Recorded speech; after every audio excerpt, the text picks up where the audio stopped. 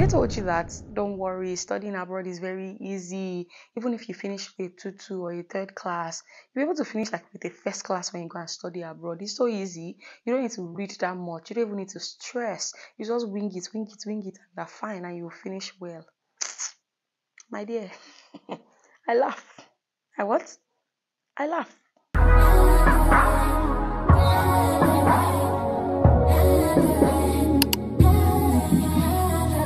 Hi guys, welcome back to my YouTube channel. If you are seeing me for the very first time, my name is Opeyemilzbth, and I would usually say that I'm an international student here in Hungary, but hello, I have graduated. I'm no more a student. I'm still an international student until my graduation ceremony, but guys, I graduated. Congratulations to me. Congratulations to us. We did it. If I can, you can. But then, yeah, my name is Opeyemilzbth. I'm no more an international student in Hungary. I'm a job seeker in Hungary. Let it sink. Thank you for stopping by. Thank you for clicking on this video. But please do one more thing for me. Kindly click on the subscribe button and also turn on your post notification bell so that you'll be notified every time I drop a new video.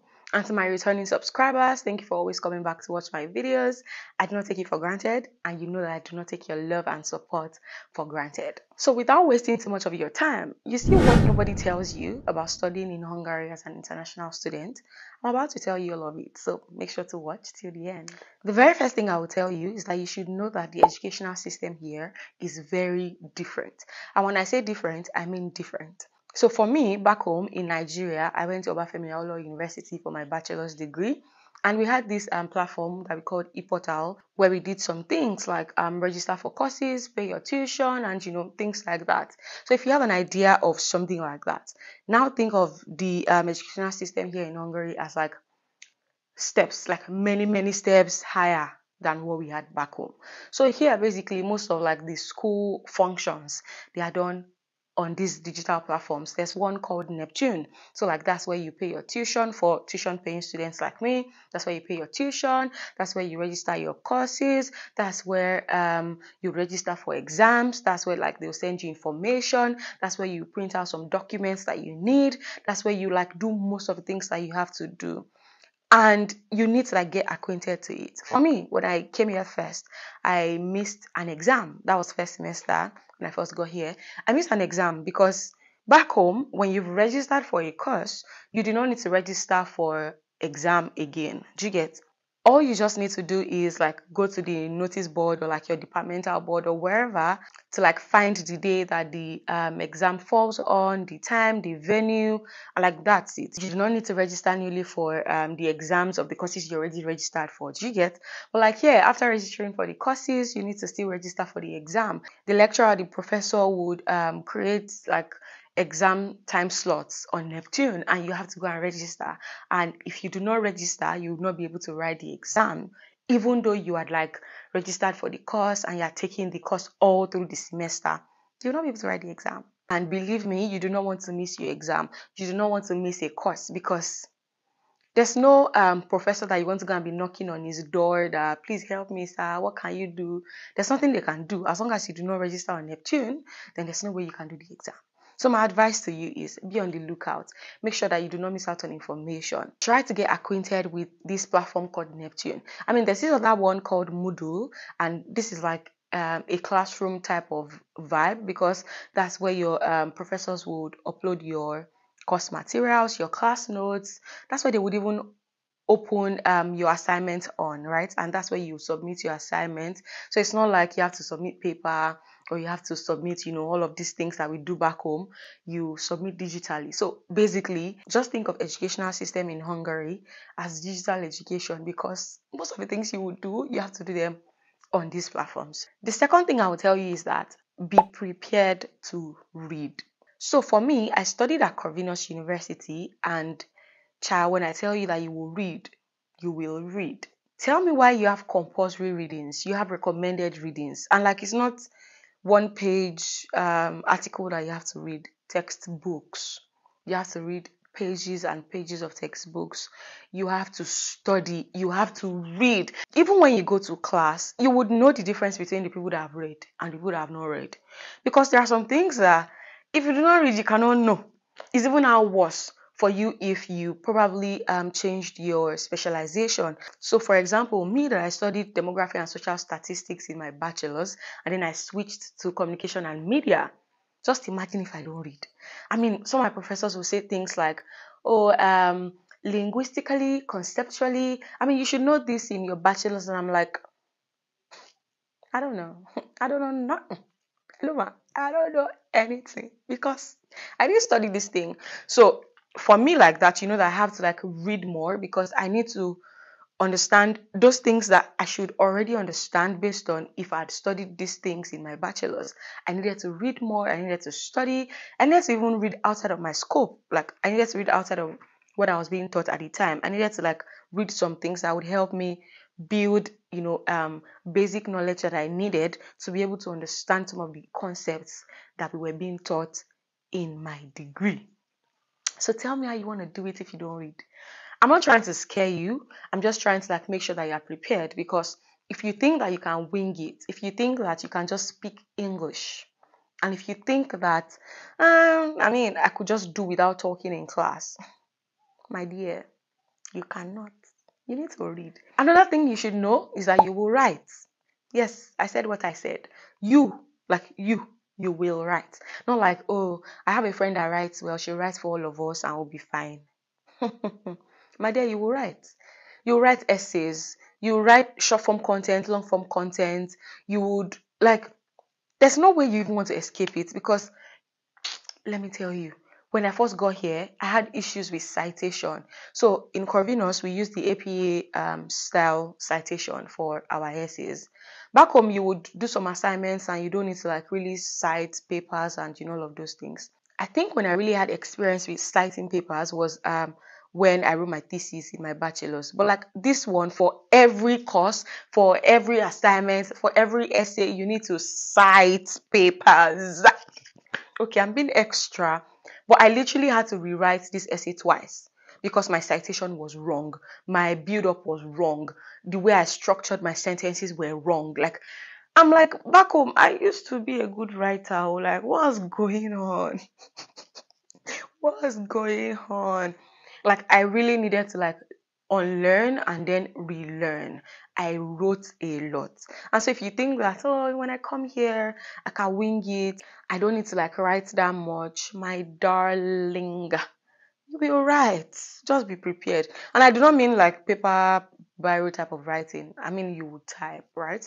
You would write essays. You would, relate some concepts that you learn in class. You relate it to the real world. You need to make sense of some things. You need to explain things like you know it, like you understand in your writings. So tell me how a person that does not read will be able to write. And you cannot escape these two. So I say again, be prepared.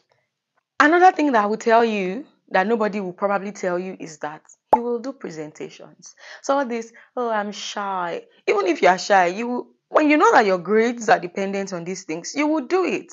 You will do presentations. And before you can even come to the front of the class to want to present, you need to understand what you want to present about. One, you need to write.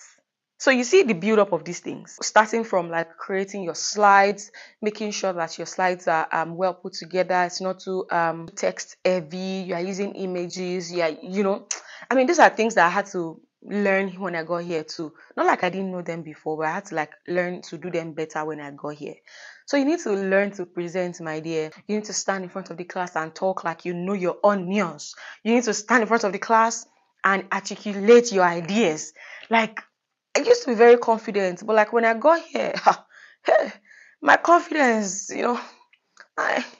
we'll talk about that in another video, how like if you feel like you're confident when you come here, things would actually mess with your confidence. But I'm saying this so that you're prepared. So when you need to present, you already know that, oh, okay, Opeyemi said it, I will be presenting, so I think I'm prepared. Learn how to create nice presentations. Learn how to like stand in front of your class and articulate your ideas in a given time. So it's not like, oh, you have all the hours to like talk and ramble about what you want to talk about.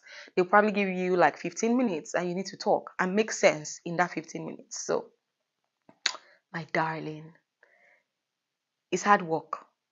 It is what? See that I'm stuttering. it is hard work. So again, I say, be prepared.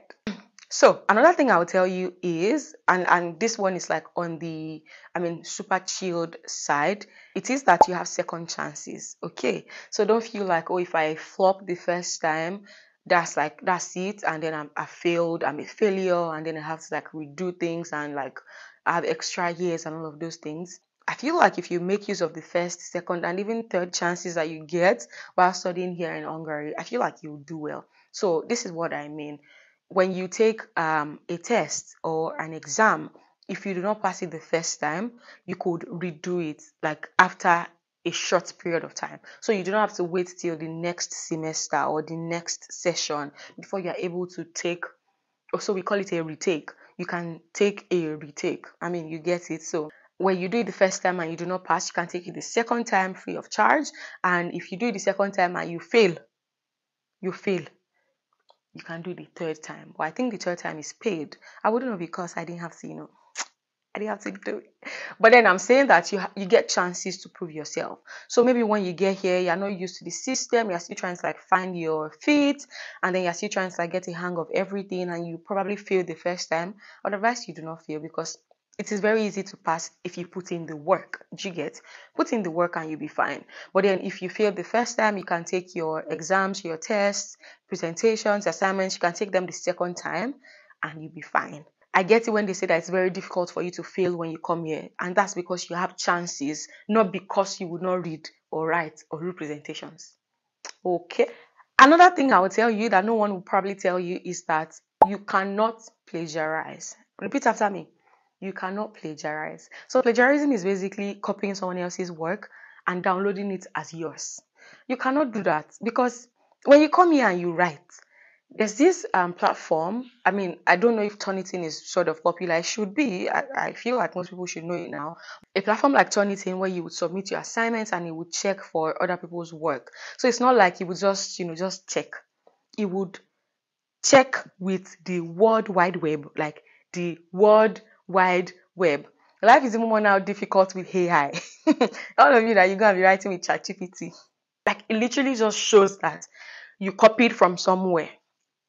It shows the page where you copied it from. It shows like the correlation. And I think there's an allowance where like your plagiarism should not be above, I think maybe 17 or 20%. And that is allowed. But anything higher than 20%, it will just invalidate your work and you have to do it again. Or maybe if your professor does not tell you to do it again, it reduces your mark greatly, okay? So you need to learn how to read and make sense of what you've read and put it in your own words. So it's not like you're copying somebody. And you cannot say, oh, Okwe has done our assignment, so I'm a friend, so let me just take Okwe's own, copy word for word, or like just change some things and I'll be fine. My dear, my darling, you cannot do that because they'll know. How are they going to know? All these platforms like Turnitin is going to make them know. Another thing that nobody tells you, but I will tell you, is that your professors know you. They know your name and they are interested in your work. So it's not like, oh, we're going to be many, so I might even like not go to class. You might decide to not go to class, but your professor knows that you are not coming to class. Because it's not like people are even there plenty in class. That's one. Two, they know you by your name. So it's not like, oh, you over there. Me now, they call me Elizabeth in class. Like, oh, Elizabeth, what do you think of this concept? I'm like, Elizabeth, kilo think. As I was saying, your professors know you personally. They know your work. You'll be surprised that your professor even knows how you speak, knows how you write, based on like your interactions in class. So like they know you and they're interested in your work. It's not like back home where your professor will come to class and the first thing your professor will say to you is, my name is so and so. A is for my wife, B is for my daughter, C is for me, and anything after C you can hustle for it. No, it's not like that here. In fact, your professors actually want you to do really well, okay? So like they're interested in your academic growth. They want you to do well. So it's on you. It's on you to do what? To do well. So another thing I would like to tell you is that, and this is more from a aspire to perspire kind of place. It's sort of motivational. And I want you to know that you may fail, but that does not make you a failure.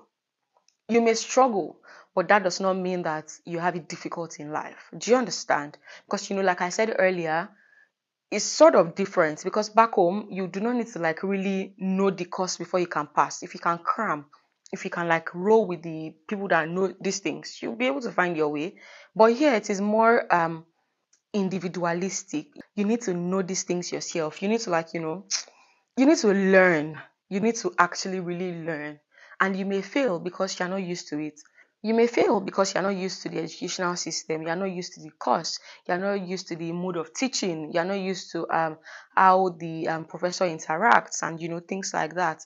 It might be difficult, but trust me, you will get a hang of it. When you fail the first time, don't like beat yourself up and start feeling like, oh my God, all odds are not in my favor. I'm a failure, and start feeling bad like, my father paid plenty money only for me to come and fail here. I mean, I was sort of difficult on myself when I started. Like, I was hard on myself because I felt a need to prove myself. I felt a need to make sure that my father's money does not, go down the drain. But instead of struggling and worrying and like crying and feeling like a failure, pick yourself back up, put in the effort, go for the second chance. The only way you can prove yourself if you go for that second chance and kill it. Do you get it? So you may fail, but like that's not the end of you. You'll get a hang of it. I mean, we're not used to this system, and for you to even get admission here, you've done something right. For you to get a spot in that class, you've done something right. You're not a failure. So, my dear, when you fail, pick yourself back up, like dust yourself. I'm like, another thing I would like to tell you that nobody will probably tell you is that your professors are accessible. So you do not need to see your professor and want to run and enter the ground. No. Your professors are not high up in heaven that you cannot reach them. Funny thing is, an email is enough. There's even Teams. Oh, I didn't mention it earlier. We actually use Teams as well. So you can send your professor a message on Teams and they will respond. And you don't need to worry about, oh, I have not said hello, sir, hello, ma. Hope this day is well with you and your. No, you don't actually need all of those things. I mean, it's okay to be courteous, right? But your professors are as human as they can be. You can relate with them. You can send them emails and they respond. You can send them messages and they respond. You don't need to go and queue in front of their office before you can see them. They're actually really willing to help you. So it's a plus for you. Trust me. It's actually really chilled. I mean, studying here is chilled. And last but not the least of what nobody will tell you, but I'm telling you, is that if you do not give up, you'd actually finish well. Yeah, I mean, this could be aspire to aspire, it could be motivational, but like, I'm serious, I'm dead serious. It will be difficult. It will be hard. You will struggle. Sometimes you would even rethink your life. Like, who sent me? Why did I come to this place? I could be in my father's house eating a bar. I could be in my father's house just chilling. I mean, why do I even need masters? There are people who are good at their job and they do not have a master's degree, or maybe yours is bachelor's, but like, I mean, there are people doing well in life that did not go to school. Why am I here? Why am I this? You will rethink your decision. You would ask yourself plenty times, why did I come? You will be sad. You will be depressed. Okay, let me not see all of these things in your life. You will not be sad in Jesus' name. You will not be depressed in Jesus' name. But like, you get what I'm trying to say? A lot of things will happen. A lot of things will come your way. But don't fall. Don't fret. Okay? Don't fret because you can do it. Don't give up. And as long as you do not give up, trust me, you will finish well. When you are done, come back to this video and come and tell me that I said it. And guys, with that, I've come to the end of this video. I would say again that you should be prepared as an international student coming to Hungary to study. I really hope that everything I've said has helped you in some sort of way, as prepared your mind for what you would meet here, and has equipped you with what you need to actually do well in your academics. If you have any other questions, do well to drop them in the comment section. It might take a while, but I'll definitely answer your questions. If you also need me to, film some other content that might be useful for you, please let me know in the comment section and I'll be there at your service. But before I go, if you enjoyed watching this video and this content was useful to you, tell me why you've not subscribed. No, make it make sense. Talk to me. Tell me. Okay, please subscribe. Kindly subscribe to my channel and give this video a thumbs up because it tells YouTube that you enjoyed this video and the algorithm can suggest this video to other people that they think might need it. So please subscribe and also give this video a thumbs up. Until I see you in my next video, I like to say that you stay safe and stay sane. See you then.